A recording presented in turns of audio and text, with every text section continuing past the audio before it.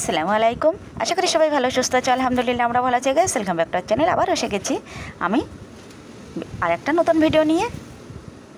প্রতিদিন তো বন্ধুরা আমি তোমাদের সঙ্গে আমার রান্নাগুলো শেয়ার করি, সেজন্য আবারও আমি কিছু সবজি নিয়ে তোমাদের সামনে চলে এলাম। এখন দেখো বন্ধুরা, আমি কিন্তু কুমড়োগুলো কেটে নিচ্ছি।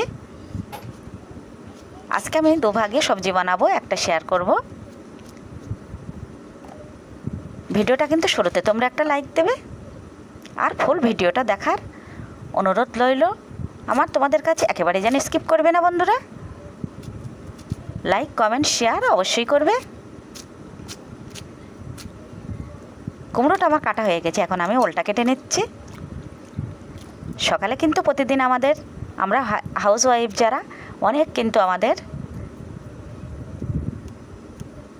কাজকর্ম থাকে। বাসি কাজকর্ম সেরে তারপর কিন্তু আমাদের রান্নার জন্য প্রস্তুতি নিতে হয়।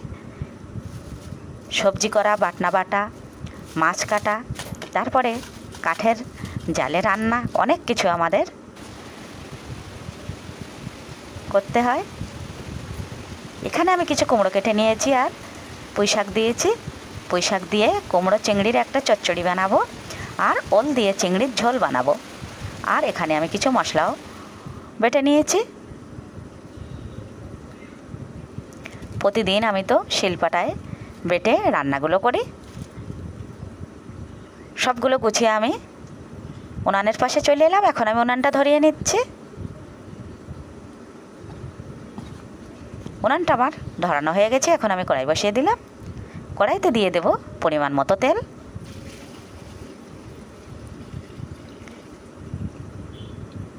তেলটা গরম হয়ে গেছে বন্ধুরা। এখন আমি দিয়ে দেবো সুন্দর করে কেটে রাখা চিংড়িগুলো। আজকে হবে ওল দিয়ে চিংড়ির ঝোল, দুর্দান্ত একটা রেসিপি। দিয়ে দিচ্ছি স্বাদ মতো লবণ, দিয়ে দিচ্ছি পরিমাণ মতো হলুদ। এখন আমি চিংড়িটাকে একটু নাড়িয়ে নেব।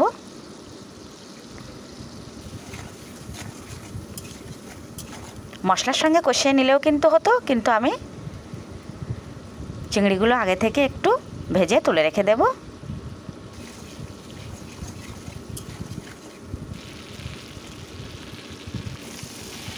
চিংড়িটা ভাজা হয়ে গেছে বন্ধুরা। এখন আমি একটা আলু কেটে নিয়েছি, আলুটাও একটু ভাজা করে নিচ্ছি।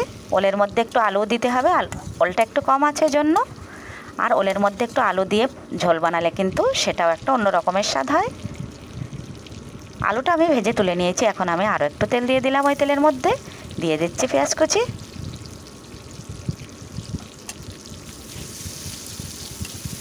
পেঁয়াজটা আমি একটু ভাজা ভাজা করে নেব। দিয়ে দিচ্ছি স্বাদ মতো লবণ, দিয়ে দিচ্ছি বাটা মশলা। বাটা মশলার মধ্যে আছে লঙ্কা, জিরে, আদা ও রসুন।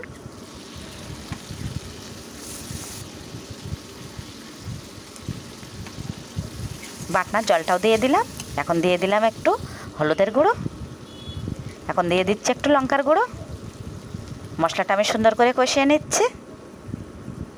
এখন আমি দিয়ে দেবো কেটে ধুয়ে সুন্দর করে রাখা সেই ওলগুলো। ওলটা আমি একটু কষিয়ে নেব। আরেকটা কথা বলা হয়নি বন্ধুরা, ওলটা কিন্তু আমি একটু লবণ দিয়ে ভাপিয়ে নিয়েছিলাম। ওটা আমি প্রেশারের মধ্যে বানিয়ে নিয়েছি। এখন আমি আলতো হাতে একটু একটু করে নাড়িয়ে নেব।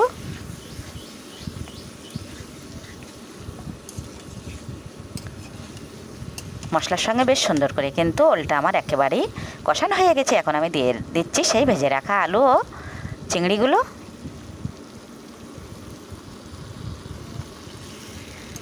কালারটাও বেশ সুন্দর এসছে।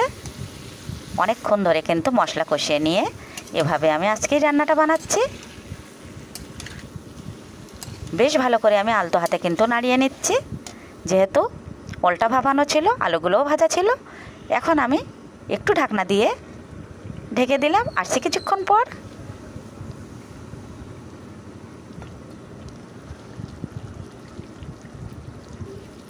চলে এলাম বন্ধুরা। একেবারেই কিন্তু আলু ওল একেবারেই সিদ্ধ হয়ে গেছে। সুন্দর করে নাড়িয়ে কিন্তু আমি পরিমাণ মতো জল দিয়ে ঝোলটা দিয়ে দিলাম। একেবারেই কিন্তু আলু ও ওল গোটা গোটা থাকবে, আর সাথে চিংড়িগুলো বেশ সুন্দর হয়েছে, কালারটাও সেই এসছে। এখন আমি ঢাকনা দিয়ে ঢেকে দেব।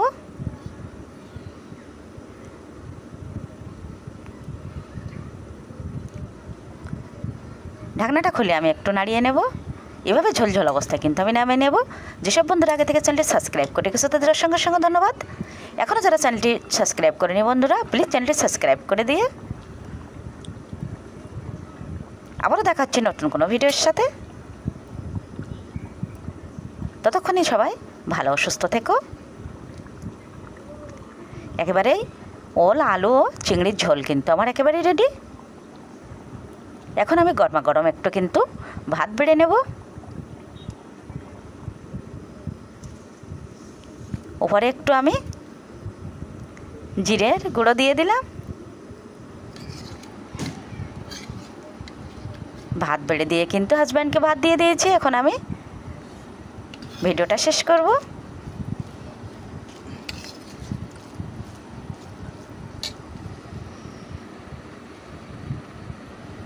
আবারও দেখাবে নতুন কোনো ভিডিওতে। আল্লাহ হাফেজ।